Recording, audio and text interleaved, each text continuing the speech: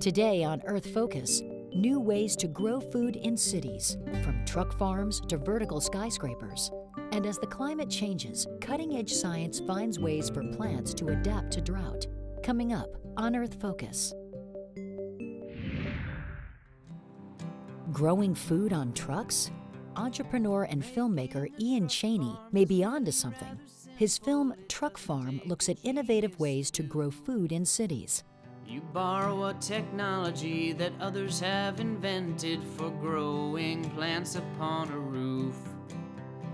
Truck farm, it's like a roof. Truck farm, it's like a roof. But this is no ordinary roof. First goes a barrier called a root barrier that keeps the roots out of your brain. Second goes a mat called a drainage mat that helps the water to drain. Then you have a blanket, an erosion blanket that keeps the soil from washing away. And then you have some special lightweight soil that gives the roots a place to play. Truck farm, it's like a roof. Truck farm, it's like a roof. But you can't drive around in a roof.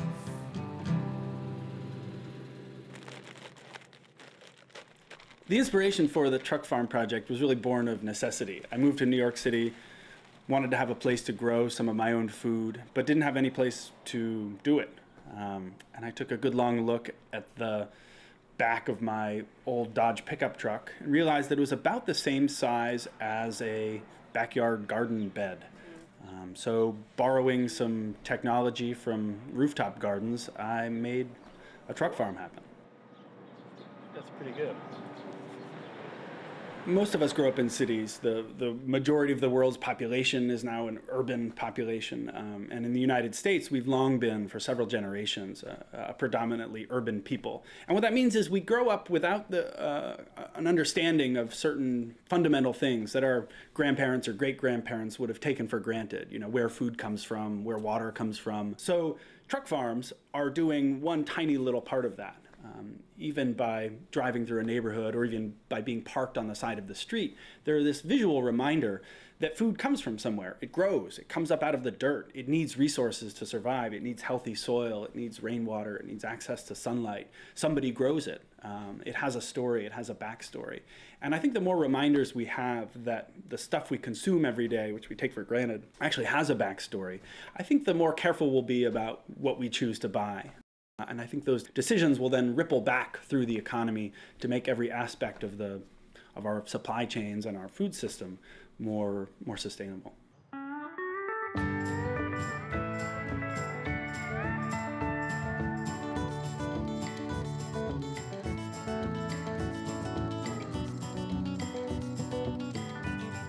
I think truck farms teach us that to make the food movement itself sustainable, maybe we do need to inject some amount of fun and whimsy and out-of-the-box thinking into the way we are designing our food system. I've seen truck farms get a much broader circle of young people interested in growing food than we might have otherwise. So I think there's a lot of room for creativity and innovation in the food system.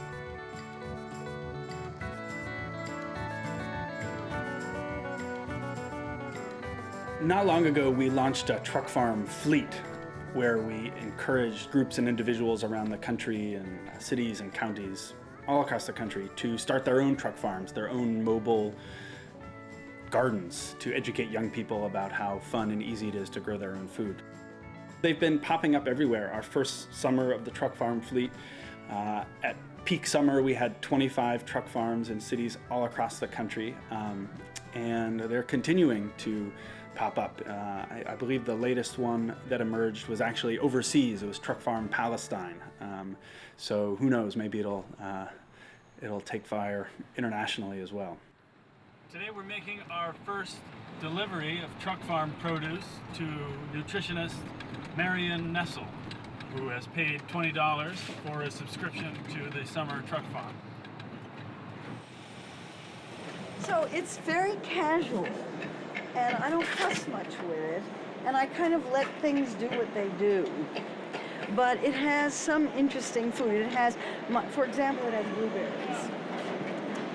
There's your truck farm, 12 flights down.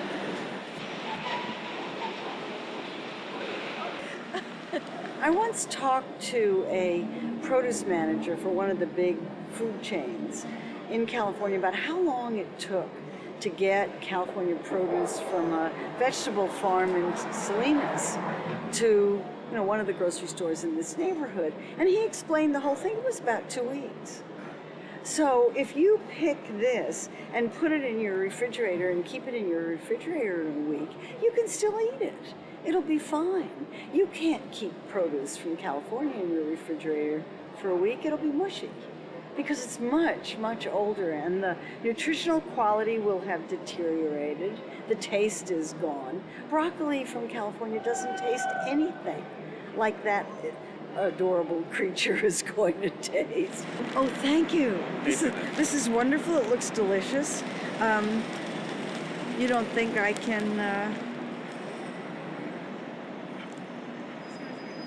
Oh, it's good. The truck farm is not the solution to our urban food problems or our global food problems, of course. It's a garden in a pickup truck. It was never meant to be a suggestion that everybody should abandon their farms and plant food in pickup trucks, or that if everybody in a city had a pickup truck filled with food, that everything would be okay. But I do think truck farms teach us a few things. Food is, of course, very fundamental. We all have to eat. But it's also a window onto larger issues. It's a window onto environmental issues, on social issues, onto political issues. So by understanding how we eat and how we grow our food, we can understand a lot about what makes our world tick. And through that, understand better how to promote a more sustainable future. The way we eat has a tremendous impact on the natural world and therefore on the ability of future generations to survive. So if we can figure out a way to eat, we can not only make our own lives better and healthier, but we can also figure out how to make the planet more sustainable in the long run. If there are 8 million people in New York City eating 2,000 calories a day, there are 365 days in the year. That's a lot of food, you might say. How much food do we really need? And how much food can we grow? Let's get down to the facts, my friends. This is something we'd all like to know. There are 32 teeth in the human mouth and 28 feet of intestines. And water in Niagara Falls flows 150,000 gallons per second. The largest dinosaur weighed 200 tons, but only 75 on Mars. Not every man grows a mustache, but people like the smell of new cars. Let's get down to the facts, my friends. This is something we'd all like to know. The answer is we need a lot of food. We should grow it every place it can grow.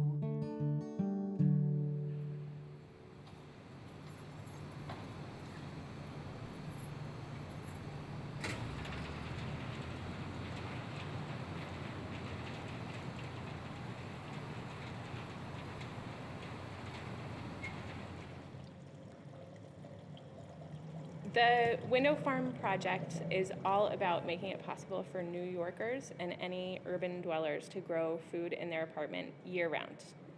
I remember looking at the interior courtyard of my building, the 6-story multifamily building that had, it's just this central area where you leave all of your garbage. And the whole area is just covered with windows going all the way up.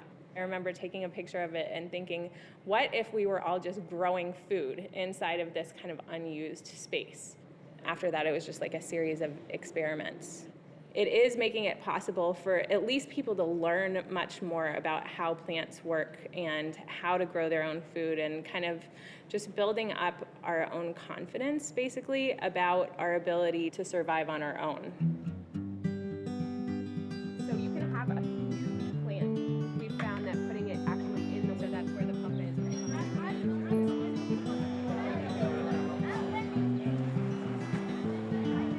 I gotta tell you.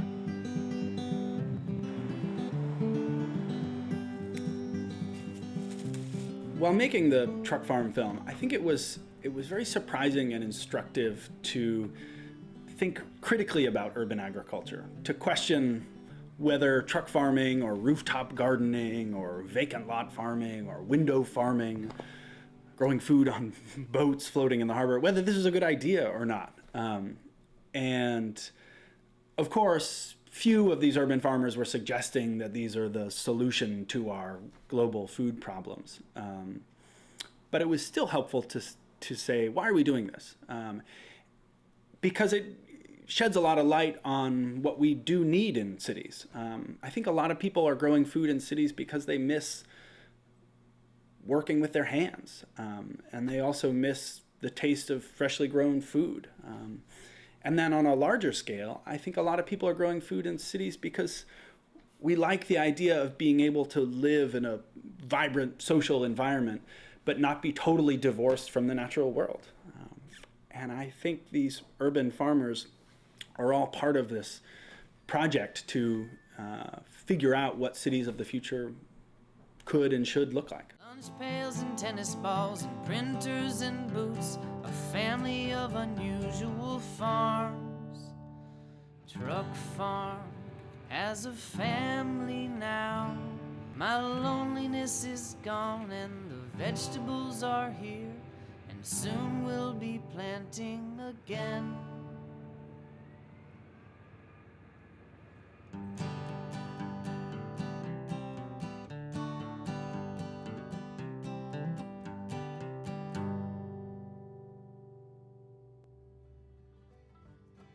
Truck and window farms provide healthy local produce, but the needs of growing urban areas will also require large-scale sustainable solutions. In Sweden, Hans Hassel, the CEO of Plantagon, is planting a new seed for the future of urban agriculture. Plantagon, a leader in vertical urban agriculture, will construct a cutting-edge greenhouse in the Swedish city of Linköping.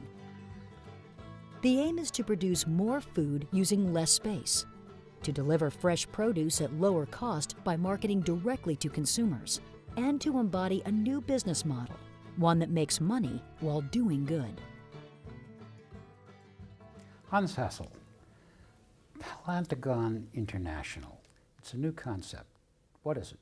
We are trying to be part of finding technical solutions on how we're going to feed the future really huge mega cities of the world.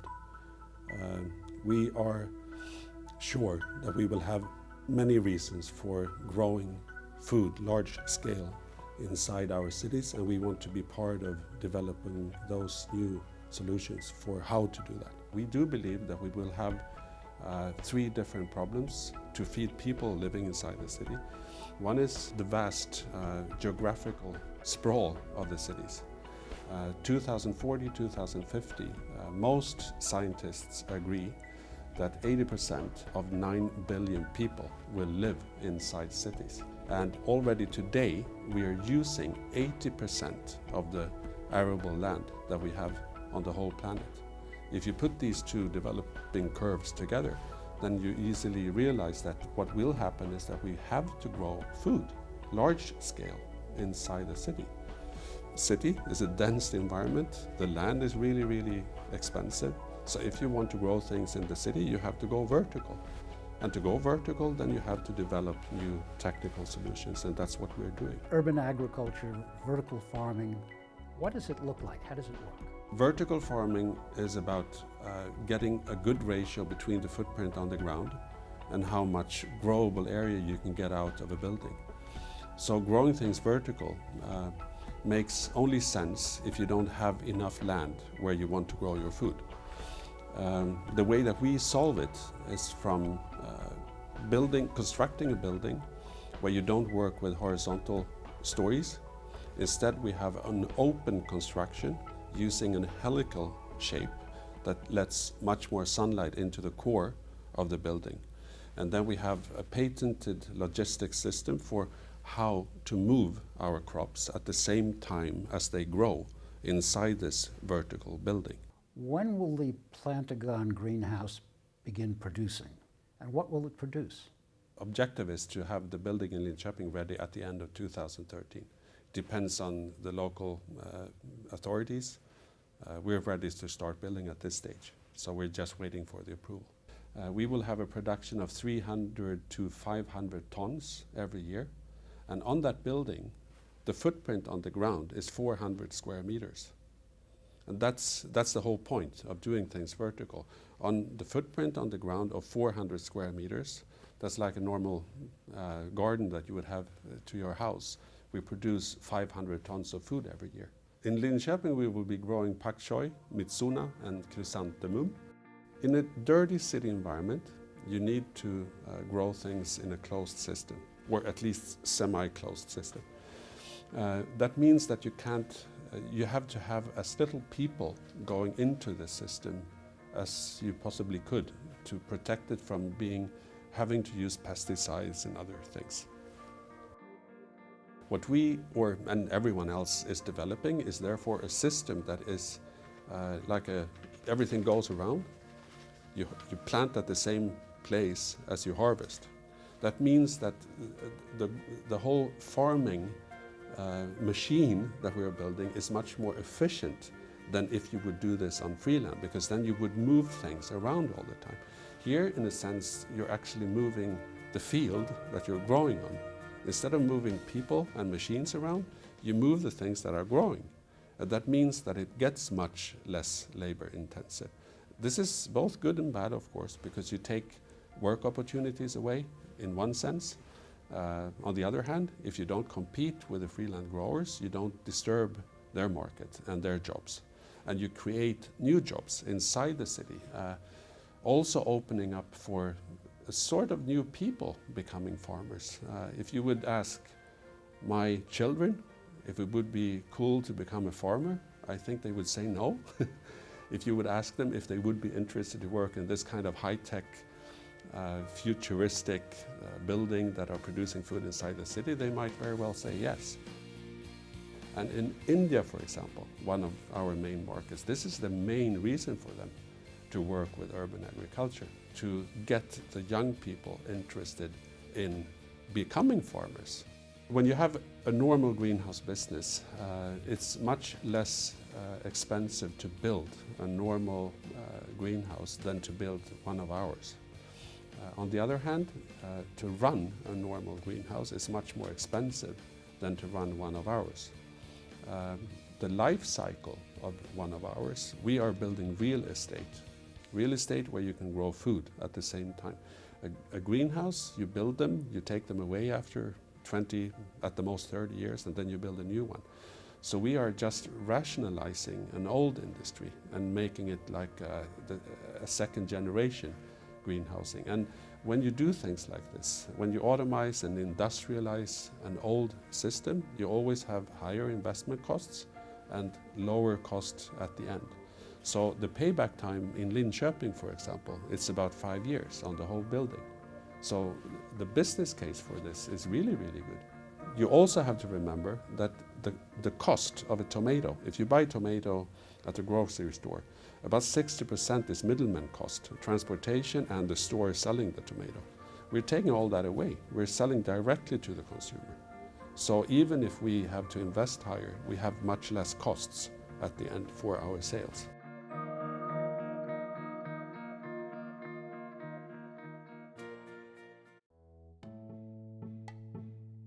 Meeting tomorrow's food needs goes beyond cities. As the climate changes, there are more droughts. Rainfall patterns are less predictable. Providing food to growing numbers of people becomes increasingly challenging. But scientists at Penn State University, working with the National Science Foundation, may have the answer. They are finding ways to adapt plants to stressful conditions like lack of water. Jonathan Lynch, we're in your greenhouse. It's part of your research laboratory system. What's going on here? Well, what we're doing here is growing plants under stress conditions, meaning conditions that plants don't like. In the third world, in developing countries, people cannot afford to irrigate and fertilize their crops. And that's one reason there's 1 billion hungry people on the planet. Now, 1 billion hungry people is more hungry people than we've ever had in the history of our species. So you've got a challenge our species is going to have to confront that's really unprecedented. which is, how do you sustainably feed a population of 9 or 10 billion? Most of the world is actually low input agriculture. They cannot afford fertilizers and irrigation, so the crops have to deal with low soil fertility and drought. Drought, of course, is even a problem in countries like the US. But we're trying to understand how we can get plants to adapt to these conditions and grow better despite these stresses. How can you grow crops without nutrients and water? Your grandmother would probably tell you that if you want a plant that was going to do well under drought conditions or poor soils, you need a good root system. Certainly any farmer will tell you that. You need a good root system. And scientists have known this for many years. Roots are important for getting water and nutrients out of the soil. But what exactly is it about roots that is most important for that? What's the difference between a good root system and a bad root system? How do we select plants that have better root systems? One of the main components of a good root system is having a good architecture, meaning the shape of the root system, how it's arranged, where it is in the soil. The main backbone roots of a root system are the main structural, architectural scaffolding of a root system from which lateral roots emerge and all the finer roots emerge. Those are called axial roots, and they can be sort of shallow, going out in the topsoil from the plant, or they can be deep. Surprisingly, this is the kind of thing that, in retrospect is obvious, but it hadn't been done before. We found genetic variation for that, those angles, those growth angles. So plants that had shallow roots were much better at taking up phosphorus, which is in the topsoil. Plants that have deep roots were much better at taking up water. Well, there's a trade-off here. You can get good phosphorus acquisition by having shallow roots, but at the cost of reduced water acquisition, reduced drought tolerance. And we had a student show that in the field in Honduras, that if you had shallow-rooted plants, you'll have a significant growth advantage under low phosphorus, but you're going to become more drought sensitive. If you have deep-rooted plants, you'll have significantly improved drought tolerance, but now you're not taking up the phosphorus. See, now that's a problem, because in Honduras or in developing countries, they have both drought and low soil fertility. Are there some plants that could combine both systems, root systems nearer to the surface and root systems that go deep? We think we have discovered a trait that would help us get shallow and deep. And we're working on a couple more traits, ways we can combine topsoil foraging or topsoil exploration with subsoil exploration. But this is exactly why research is needed. Nobody knows the answer to your question. Nobody knows, can we really get a plant that can do both shallow and deep well without reducing yield? We have ideas, we have hypotheses, but they have to be verified with actual plants in the field before breeders are going to believe them. We think we have some solutions. By trying to get plants, develop plants that put roots where the goodies are, where the phosphorus is, where the nitrogen is, where the water is. That's how we're going to improve crop production in these stressful environments. But in these poor countries, people may not be literate, they may not have access to government services, they may not have much money or capability to do some sort of new farming system, or they don't have machinery. One thing they can do is plant a new seed. They're planting seeds now. If you give them a better seed, suddenly they might get significantly more food and more yield. So that's an important improvement there. In the US, if we had corn plants that needed less fertilizer, then we could reduce the cost of growing corn for American farmers, and we could reduce the environmental impact. How far off is the end result? We have already had impact with our work. There are bean varieties being grown today in Africa, Asia, and Latin America that have better root traits because of our work, that have better yield in low fertility soils and drought-prone soils. That's happening today. We can double or triple yields without fertilizer just by selecting for these better root traits. When we look at maize lines that have these good root traits for nitrogen and water acquisition, we're talking about maybe a 3 to 4-fold increase in yield under drought in a recent study. In a study we published last year, we had an 8-fold increase in yield under drought. That's 8 times more yield without water. So we're, instead of putting on more fertilizers, putting on more water, we're just selecting for a better seed.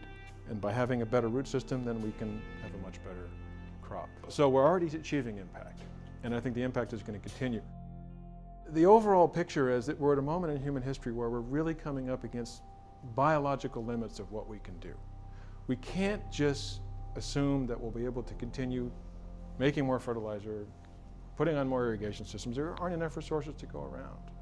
We can make progress on this problem. We can improve yields. Well, we can do that. It's not going to take some kind of, magic technology that hasn't been invented yet. We can do this using conventional plant breeding, just using common sense.